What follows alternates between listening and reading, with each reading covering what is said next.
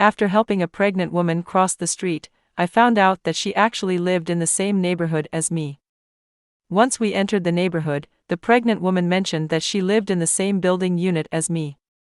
It wasn't until I took her to her doorstep that I realized she had actually approached me from the start.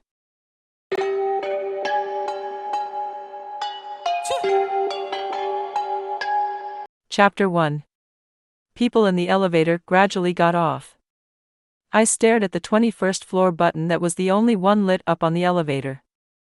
The elevator was crowded just now, so I thought maybe someone else on the same floor as her, and didn't ask. But now, there was only her and me left in the elevator. I felt a bit strange, so I glanced at the pregnant woman, who was panting slightly and holding her belly. She looked about 40 years old, dressed plainly, with simple hair tied back, and carrying an old cloth bag. The bag was bulging. Out of politeness, I called her elder sister all the way. Elder sister, did you forget to press the elevator button? What floor do you live on? I'll help you press it. The pregnant elder sister was kind all the way, expressing continuous gratitude and chatting with me.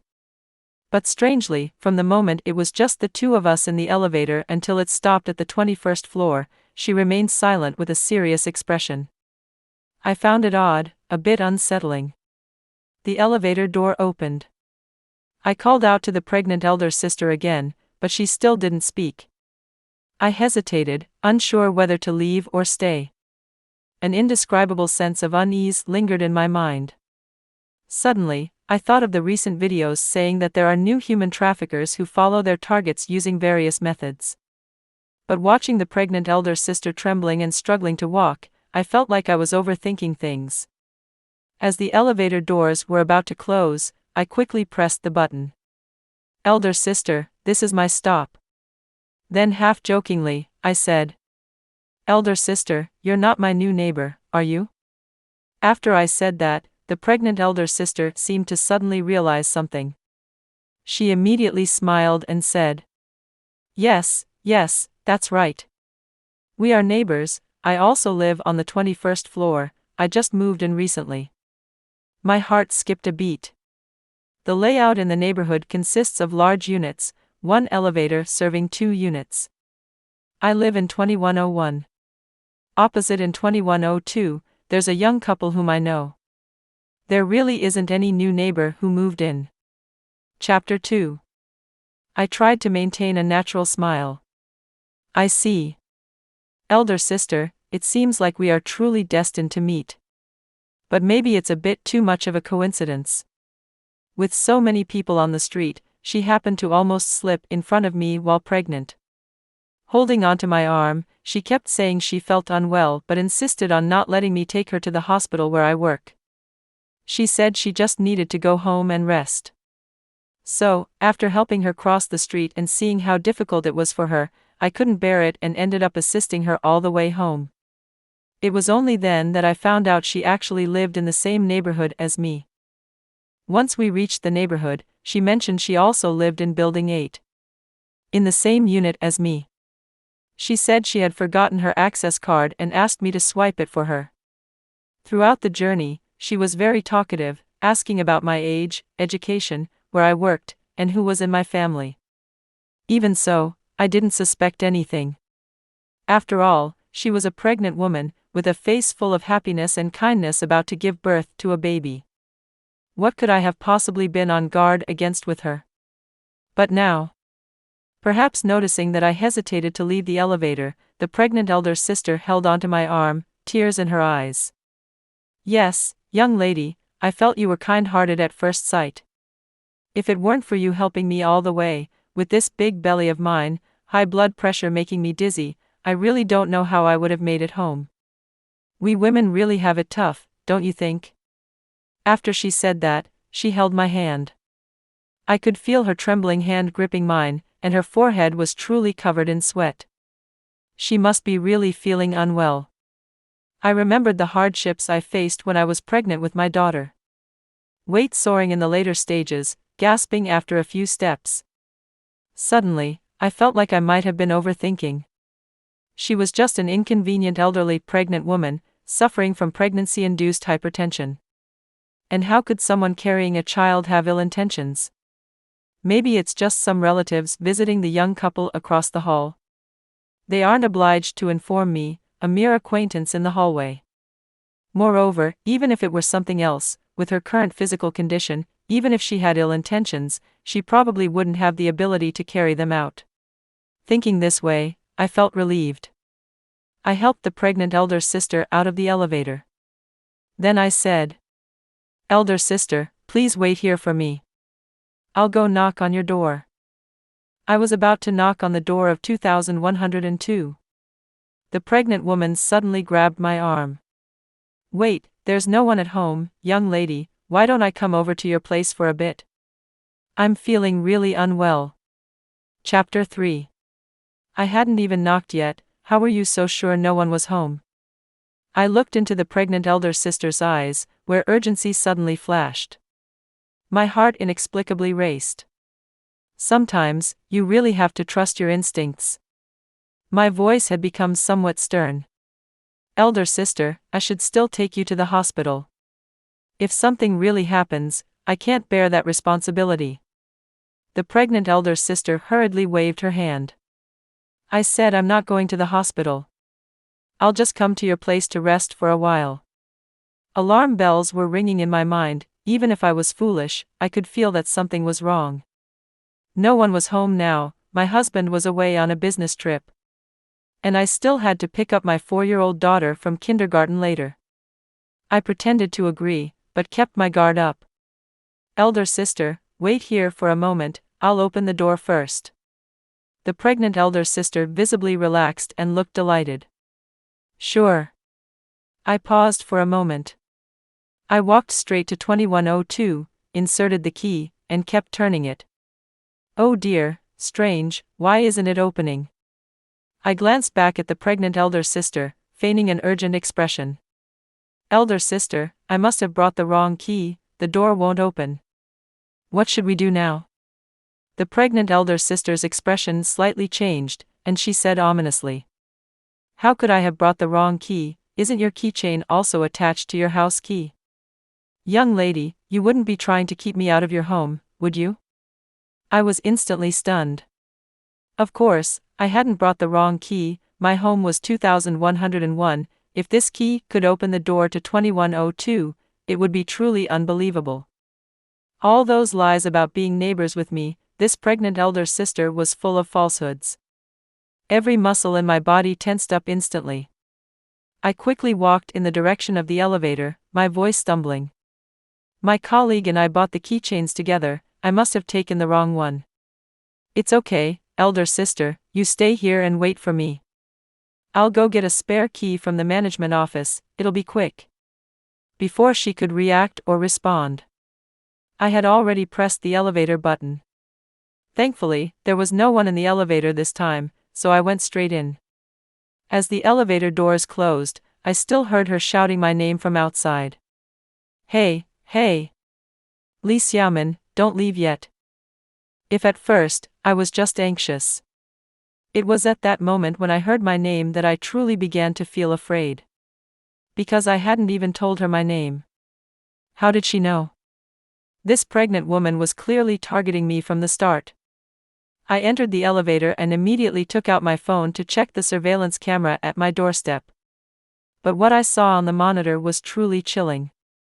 The pregnant woman, who had just been struggling to catch her breath and hold her waist, upon seeing me leave, suddenly stood up straight. Her face darkened, clearly showing signs of impending anger.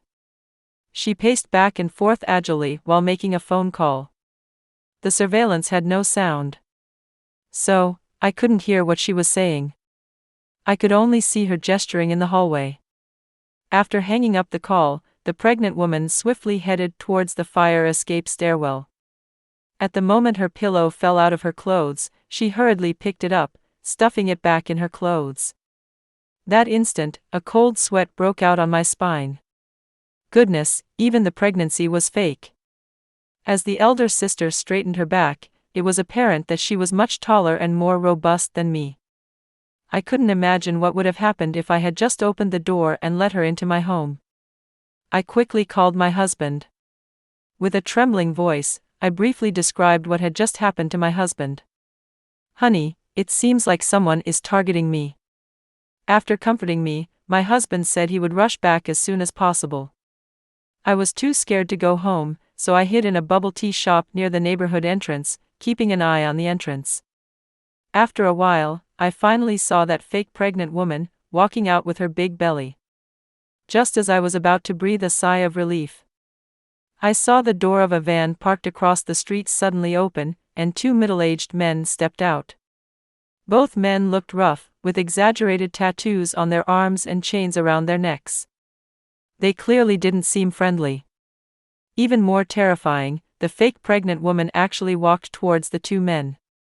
They were in cahoots. I couldn't make out what the three of them were saying. Then, the fake pregnant woman jumped into the van. The three of them disappeared around the corner. I stood frozen in place. Goosebumps covered my entire body. I dozed off and was awoken by my phone ringing, feeling like I was emerging from a dream. It was a WeChat call from my daughter's kindergarten class teacher. Subconsciously, I felt a bit flustered. At this hour, it wasn't yet time for school to be out. My daughter is very well behaved, and her teacher had never called me during class time before. Could something have happened? After I answered the teacher's call, I found out our whole family was being targeted. Danger was just beginning. Chapter 4. Hello, is this Mommy Can-Can? Has Can-Can come home? My blood ran cold. What did this mean? Wasn't my daughter Can-Can supposed to be at your kindergarten at this time? How could she be coming home? Subconsciously, I checked the location on my daughter's phone watch, and it indeed showed she was at the kindergarten. I swallowed hard. No, I was just about to go pick her up. Teacher Zhang, what happened? Teacher Zhang sounded uncontrollably panicked. Can-Can seems to be missing. My heart stopped for a second. We've been looking for her for an hour and still haven't found her. Her phone watch was left on the nap bed during lunch. She wasn't wearing it. How could this be? It felt like my heart was about to jump out of my chest the next second. Wasn't this a matter of life and death? I hurried outside, not even caring when I stumbled twice. My daughter attends a large private kindergarten for her preschool class. It's not far from our house, about a 10-minute walk. I used to think that private kindergartens cost more, but had better facilities and meals. Especially with continuous monitoring, I could check my daughter's activities on my phone anytime. Except for my husband and me, no one else could take our daughter from the teacher without our notice. Even when my in-laws picked her up for me when I was on a night shift, they needed to inform me and the teacher first. But now, the teacher actually told me that the child went missing right under her nose. Chapter 5. As I walked, I checked the surveillance, switching between several locations, and indeed, there was no sign of my daughter. I sprinted towards the kindergarten as fast as I could. With each step, I imagined the worst-case scenarios over and over. For some reason, the face of the fake pregnant woman with a menacing expression kept flashing through my mind. Everything seemed too coincidental. It's maddeningly coincidental.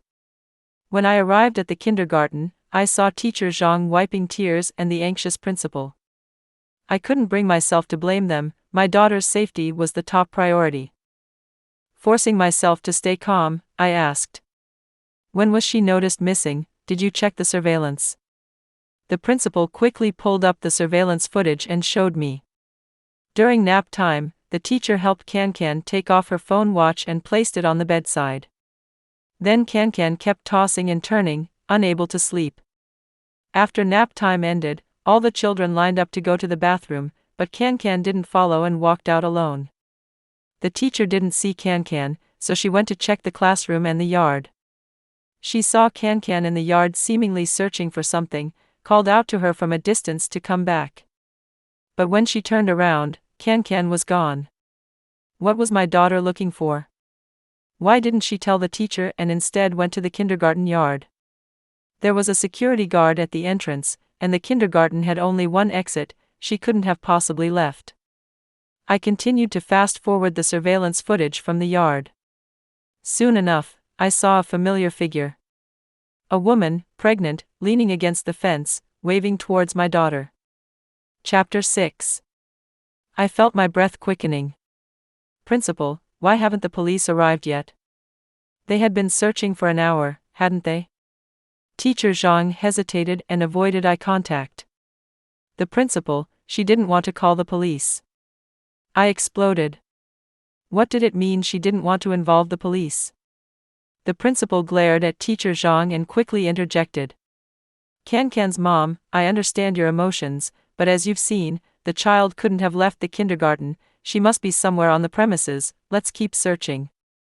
If we call the police, it will cause a scene, it's bad for the reputation of our kindergarten. If parents find out we lost a child under our watch, who would dare to send their kids here? I couldn't believe what the principal was saying. If it weren't close to the time to pick up the children, would they even have informed me? I pushed the principal's hand away. Almost roaring, I said, my daughter better be found safe and sound. If anything happens, I will make sure you all face legal consequences. I called the police immediately. The police arrived within minutes. However, at that moment, my daughter appeared on her own. Chapter 7. Rubbing her eyes, my daughter shouted, "Mommy," through the crowd. I shouted back, running over to scoop her up in my arms, unable to hold back tears. Can, where did you go? We were frantic looking for you. I saw her disheveled hair, covered in leaves. I quickly checked her for injuries, making sure her clothes were okay. Fortunately, apart from being a bit dirty and having a strange smell, there was nothing out of the ordinary with my daughter.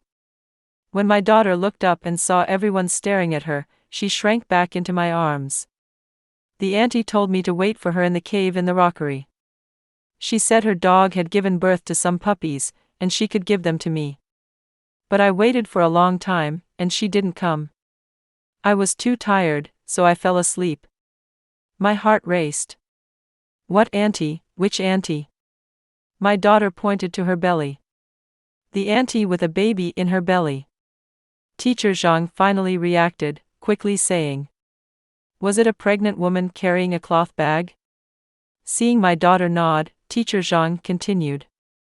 I've seen a pregnant woman lingering near the entrance these days, I thought she was a parent from another class. I saw her talking to Can across the fence several times, so I went to ask her. She said she was your colleague, pregnant, and seemed kind. She even showed me a photo of your family. After a brief conversation, she left each time, never gave the child any food, and since she was behind the fence, I didn't stop her. The more I heard, the more afraid I became. If she says she's my colleague, does that mean she is? Photos can be manipulated, don't you know that? You said you saw her several times, why didn't you ask me once? I often post videos and photos of our family on social media, particularly on WeChat and Douyin, to document our life. She must have obtained my photos, information, and my daughter's preferences through these channels. Looking back now, all of this undoubtedly played into the hands of a criminal. But why me? When did she start targeting me and my daughter? Moreover, this fake pregnant woman seemed very familiar with the kindergarten, she even knew where the blind spots in the surveillance were. She used the lure of a puppy to coax my daughter into voluntarily entering the rockery cave in the blind spot. That cave was narrow and small, who would think a child would be hidden inside? She was definitely a repeat offender. What if I hadn't shown up today? What if I had opened the door and let that pregnant woman into my house? What if she, like in the news, used AI to deceive the kindergarten teacher, saying I agreed for my colleague to take Can away? What would have happened to my daughter, to me? Just thinking about it, I was already on the verge of collapse. The appearance of my daughter relieved everyone. Except for me. I held on to a police officer's hand and refused to let go. Officer, I want to file a report, I want to file a report. Chapter 8. I accompanied my daughter to the police station to make a statement. I felt like our video doorbell had captured the fake pregnant woman's face, and the school's surveillance had records of her conversing with my daughter multiple times. All of this was clear evidence. However, after the police finished taking my statement, their words almost shook my long-held beliefs. The police said that the woman hadn't caused any substantial harm, and based on the surveillance footage alone, they couldn't arrest her. This was my first time filing a police report. In the police station, uniformed officers were coming and going, some officers seated were making follow-up calls. It all felt very different from the scenes in the Chinese crime dramas I loved watching, very unreal. Looking at the face of the young police officer taking my statement, holding my sleeping daughter, I felt powerless, like everything was a nightmare. The most absurd part was that I thought reporting with surveillance footage would solve everything. Just like in TV shows. The light would shine, the villain would be caught, and the good people could live in peace. But the reality was, they told me they couldn't do anything. I broke down and asked the young police officer, "If there's no substantial harm, does that mean nothing can be done? If something substantial does happen, will my daughter and I have a chance to seek help and justice? If everything is irreparable, is there any point in taking further action?" The young officer looked at me, sighed. "That's how the regulations are, we understand your emotions. But we can't do anything about it." The young police officer added me on WeChat. He said his surname was Lin, responsible for this area, and if there were any issues, I could contact him immediately. He had done his duty within his authority, and I was grateful. I left with my daughter. She curled up into a small ball in my arms, her long eyelashes fanned out over her eyes. Her eyebrows were furrowed from the scare, even in her sleep. I sat in the ride-hail car and gave my in-laws' address. Then I gently combed her hair, tying it into two loose little buns. Ever since I had my daughter, my bag always had a small comb, wet wipes, a small mirror, and hair clips. My daughter was my life. After having a daughter, I, who used to fear nothing, became more afraid of death than anyone. That fake pregnant woman would realize I had deceived her after the incident. That group of people now knew our exact address. I couldn't bear to stay there with my daughter any longer. My husband was driving back on the highway, a 4-hour journey. After getting off the car, my in-laws took the sleeping child from my arms. They were kind and gentle elderly people. Good to me, even better to my daughter. My work was smooth, my love life fulfilling, and my child healthy and beautiful. Until today, I had always considered my life to be peaceful and content. But now, my heart felt heavy as if burdened by a weight of iron. Standing in the dim light, watching my in-laws carry my daughter, looking at my husband's messages on WeChat, my heart finally felt a bit more at ease. Just as I was about to follow my in-laws into the building entrance, I suddenly saw a figure flash in the distance. Their movements were quick and skilled, evading my gaze in an instant. It was just a brief glimpse, and I couldn't see clearly. Maybe it was just a passerby. But subconsciously, I quickened my pace and urged my in-laws to hurry home. Upon returning home, I despairingly realized that the shadow at the hallway's entrance had planted a seed of nightmare deep within me. No matter where I was now. Even in a bright and safe house, with my loved ones close by, I still felt like there were unseen eyes in the dark, constantly watching me. Waiting for the opportunity to take away all my happiness. Chapter 9. I arranged for my daughter to transfer to a kindergarten near my in-laws' home. I was like a madwoman, frequently watching the surveillance footage of the kindergarten, and every day, I reminded my daughter not to talk to strangers. Before my husband went on a business trip, I arranged for surveillance cameras to be installed in my in-laws' home and at the entrance. My heart hardened overnight. When encountering someone in need of help, my first reaction was, is this person a bad person, a scammer? I would inform my family of the taxi's license plate number before taking a ride and always check if there were any strangers following me. I kept searching online for new types of scams, and I even set up secret signals for video calls with my family, in case someone tried to use AI to deceive us. Thankfully, life returned to its normal peaceful state in the following days. The shadow of that incident gradually faded from my mind. My in-laws' house was small, just right for the elderly couple. But with 3 generations living together, it felt crowded. I even began to consider whether it was time to move back to 2101. If those events hadn't occurred later on. And that's where the story ends. It would have been so much better. Chapter 10. That night, I had the night shift. A patient in critical condition was rushed in. The hospital director called our department directly. Because this patient was no stranger, she was our own hospital's pediatric nurse, Lu Xian. The moment I saw Lu Xian, my mind went blank. Lu Xian and I graduated from the same university. She was cheerful, always smiling, and known for her kind heart. Last year, after successfully rescuing 3 children who had drowned on her way home from work, she was promoted to the youngest head nurse in our hospital. Although we worked in different departments, we would always find a moment to chat whenever we crossed paths. Yesterday in the cafeteria, she was talking about how her daughter, Nuonuo, loved meat. She was excited about the pork ribs being served that day and planned to bring some home for her. I jokingly mentioned how difficult it was to get my daughter to eat, saying it felt like I was forcing her to try poison when I gave her meat. Lu Xian burst into laughter at my comment, clutching her stomach in amusement. Her laughter still echoed in my ears. But now, she lay on the emergency stretcher, covered in blood, her face drained of color. The surgery lasted a full 3 hours. But she didn't make it off the operating table. The hallway outside the operating room was swarmed with police officers. Officer Lin spotted me and waved me over. It was then that I learned that Lu Xian's family wasn't the only one in trouble. And the reason Officer Lin was willing to talk to me was that he believed Lu Xian's case was somehow related to me. Chapter 11. This was the second time in my life that I found myself at the police station. It was late at night.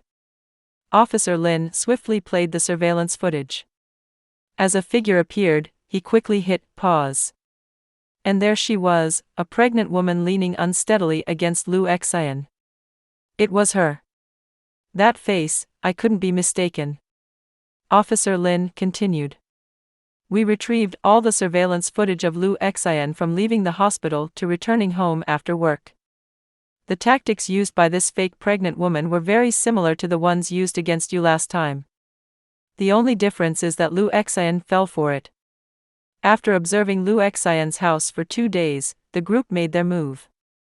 The fake pregnant woman entered Lu Xian's house, stayed for a while, and then revealed her true colors.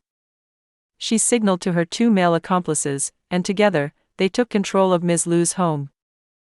They killed Lu Xian's husband, Wang Lei, took all the money from their bank, a total of 150,000. They used a suitcase to take away their 4-year-old daughter. Lu Xian was severely injured and didn't make it back from the hospital. Based on the evidence we have now, there's a high probability that the little girl in the suitcase, Wang Nuonuo, is still alive. Mrs. Li, after the incident, we immediately began tracking the escape route of the suspects. Officer Lin said. They had a van. We've reviewed all the city's road surveillance and will certainly intercept the criminal gang and rescue the child. Similar cases have been reported in other provinces. Their targets are women and children either for trafficking or extortion. But this time is different, a heinous murder occurred. Officer Lin looked at me, his brows tightly furrowed. Did you move after your last report? I nodded numbly. He continued. Was it to Xingfu neighborhood? I stared at Officer Lin in shock. I hadn't told him that. How do you know? He looked as if he'd just confirmed his suspicion. Before that van appeared near Lu Xian's home, it had been lingering around Xingfu neighborhood for 7 days. I remember you mentioned your husband runs a business, and your family's financial situation is much better than the Lu family's. This group is after money. I suspect their primary target was always your family.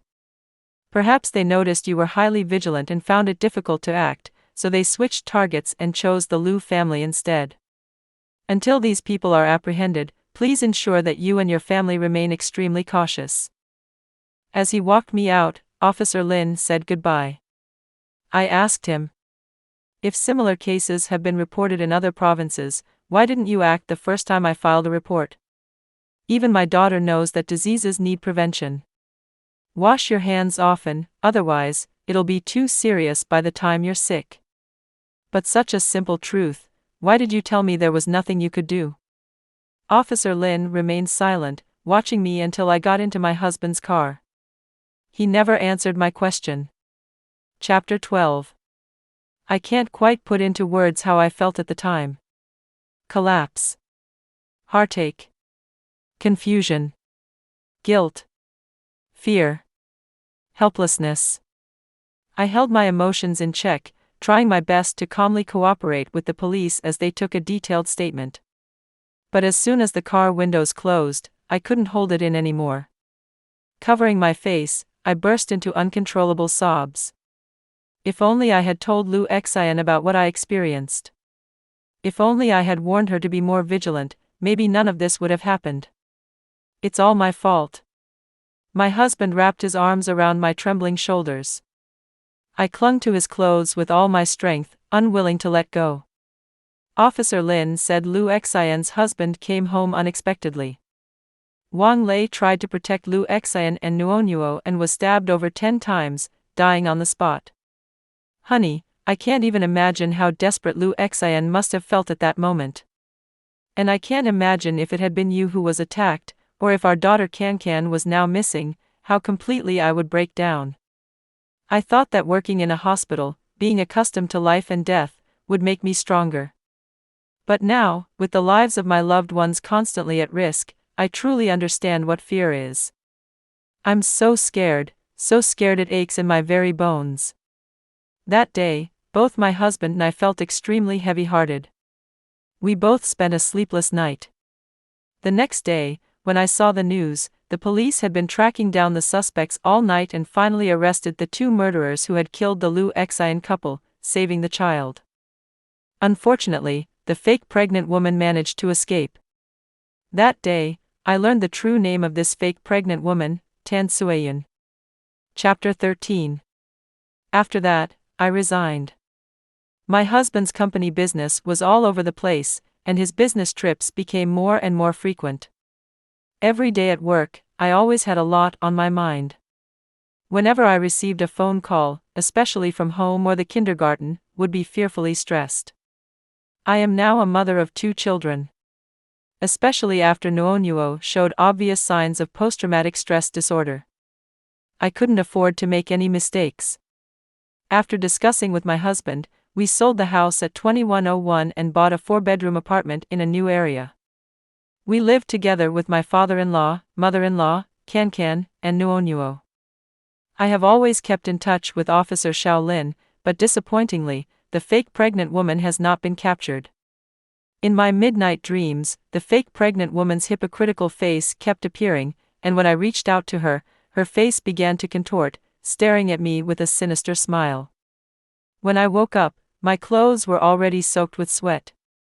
After adopting Nuonuo, I found that Can had become much more sensible. She was like a little adult, spending every day with Nuonuo, making her laugh. To coax Nuonuo into eating, I started eating the meats I disliked the most. Since the beginning, when Nuonuo used to wake up screaming in the middle of the night, she has slowly started to accept her new parents. However, when she sleeps, she must sleep next to Can. The 2 children's young faces pressed together. I believe time will heal the pain. I believe that everything will turn for the better. Can and Nuonuo will both grow up healthy. Family will stay safe together, living a peaceful life. 3 years passed in peace. Both children are now in elementary school.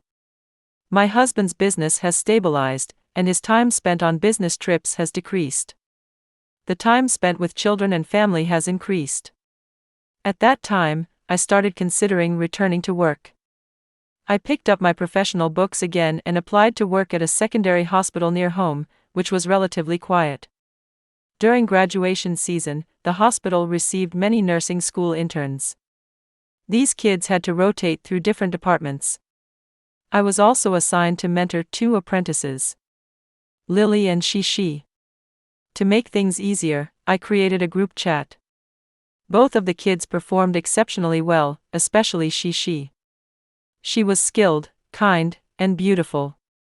I also proactively mentioned to the nursing department that after graduation, I hoped both interns could stay at the hospital.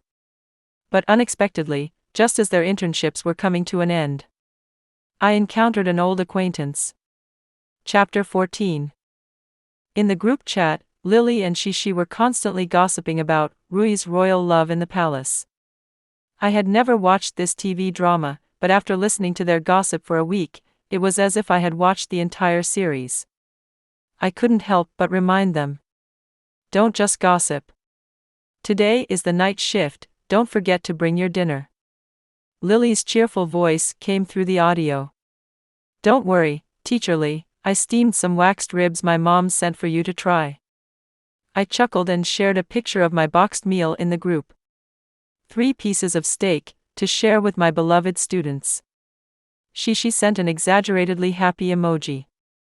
Then she said, "Oh, teacher, my grandma asked me to bring you her chili sauce, I forgot, she specifically reminded me to bring it to you." Earlier, Shishi had found out that I liked spicy food, so she begged her grandmother to send it to me. I was speechless. "Bring it next time, it's almost time to change shifts, don't be late," Shishi reassured. "I won't be late, I'll run over." When Shishi received the chili sauce, she even posted a picture in the group. "Teacher, you'll definitely love my grandma's chili sauce when you try it, she's a master at it." But when the next message came, things started to feel off. Chapter 15. Lily had already arrived. As the shift change approached, I handed over to my colleagues and inspected each ward, continuously glancing at my phone. Shishi hadn't said a word in the group for a while. I mentioned her in the group chat. "Where are you?" She finally replied. "Teacher, I encountered a pregnant woman who seems very unwell." My heart skipped a beat. "Do you remember the story teacher told you?" Shishi, if you have trouble with a stranger, call 110 or 120, or bring them directly to our unit. If she asks you to take her somewhere, refuse and bring her here. Oh, and take a picture of the pregnant woman's face for me to see." Shishi typed back. "Teacher, I remember. But is it bad to take a picture of her face? I can't tell if she's really unwell no matter how I look at her." I almost lost control and felt like lashing out. I couldn't care less about the shift change anymore. I made a video call directly. The waiting time felt like it was driving me crazy. Every second was so agonizingly long. Finally, the video call connected. I purposely turned off my camera, not letting my face show. I couldn't help but sound anxious. "Chen Shishi, why did it take you so long to answer?" On the other end of the camera, Shishi looked guilty. The pregnant woman was wearing a large hat, revealing half of a stranger's face. It wasn't her. I let out a sigh of relief, but still remained cautious. I took a screenshot of the pregnant woman's half face. "Shishi, I have experience, take a picture of the pregnant woman's belly for me to see. I'll call the emergency room to arrange." Shishi aimed the camera at the pregnant woman's belly. The pregnant woman even boldly lifted her loose clothing. Although most parts were covered by clothes, it was indeed a pregnant belly. Not a fake pregnant woman. My heartstrings were pulled taut, but then immediately relaxed. After a few instructions, I hung up the phone. But when I listened to Shishi's final voice message, I was left completely stunned. Chapter 15. Now you can relax, Teacher Lee. Shishi's voice was clear and cheerful. But behind her voice, there was another person speaking. That voice was asking, "Girl, what's your teacher's name?" I suddenly shouted. All my colleagues and patients turned to look at me. I kept listening to that voice over and over. Girl, what's your teacher's name? Girl, girl, girl. That voice had appeared countless times in my dreams. For 3 whole years. Every word, every sound, had been etched into my brain's memory cells, haunting my countless nightmares. My colleagues who were handing over the shift looked at me losing control. Xiaomin, what's wrong? It's not that fake pregnant woman you mentioned, is it? After the incident with Lu Xan, I became like Xiang Lin's wife. Everyone who knew me had heard me tell that story. Afraid that someone might encounter that demon again. I nodded, tears flowing uncontrollably. I can't hand over this shift. Can you all please cover for me? Lily, you're still a student, you can't go anywhere, stay here. Help the other teachers. Everyone else, I beg you, help me find her. It's a matter of life and death.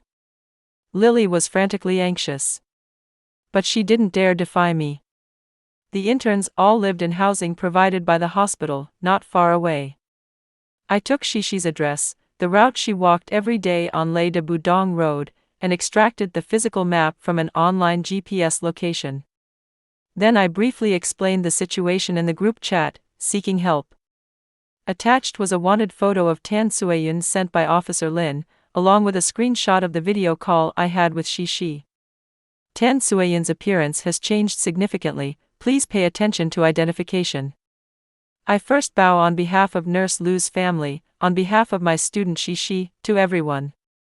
I posted it in the hospital's staff group chat. Soon, the group chat erupted. The security department posted in the security group chat, inviting me in. The nursing assistants posted in the nursing assistants group chat, inviting me in. Lily posted in the interns group chat, inviting me in. All staff, unless on duty, were not allowed to leave their positions. All-day shift colleagues who were ending their shifts, security, janitors, all poured out. Following the information provided in the group chat, they started searching that road. What shocked me the most was that everyone shared the information in their neighborhoods, with friends and family groups. In just a few minutes, hundreds of people had gathered on Lei de Budong Road. And it seemed like more people were joining in. Tears welling up, I ran frantically towards Lei de Budong Road. Suddenly, someone in the group chat said they found a bottle of spilled chili sauce under a residential building. The photo was shared in the group chat. It was the same bottle that Shishi had brought me. Everyone started rushing towards the location mentioned by the person. Shishi, you must not get into trouble. Chapter 17. Sounds of smashing and hitting started emanating from the crowd. The noise in the corridor was chaotic, boiling. They caught them. They caught them. The crowd was ecstatic. It's unclear who started kicking the 3 men. The first one appeared. The third one. Fists, sticks, mops started raining down on the 3 men. The police officers outside, unsure if they could push through. Holding a megaphone, they slowly shouted. Please, everyone, stay calm, stay calm. Screams of agony resonated, mixed with cheers that never seemed to end. The 3 middle-aged men were surrounded in the midst of the crowd. Only one man was barely standing, trying to resist. The other 2 were already lying on the ground like mud, covered in mud and blood. Out of breath, unable to breathe in. I followed the crowd and walked towards the corridor. From the 1st floor to the 3rd floor, it was completely jammed. The door on the 3rd floor was open, and sharp screams were coming from inside the room. That voice. She was holding a knife, pointing it at her exposed belly. Her face was fierce and ferocious. Like a fierce trapped beast. Come here, do you believe in 1 death, 2 lives? Officer Xiao Lin, no, now Captain Lin and several other police officers were forced to maintain a certain distance from Tan Sueyun. A female officer was attempting to communicate, trying to stabilize Tan Sueyun's emotions. I pushed my way in like a mad person to find Shishi. Then I heard Shishi's tearful voice. Teacher Li. Shishi broke free from the older female officer holding her, ran out, and hugged me, crying uncontrollably.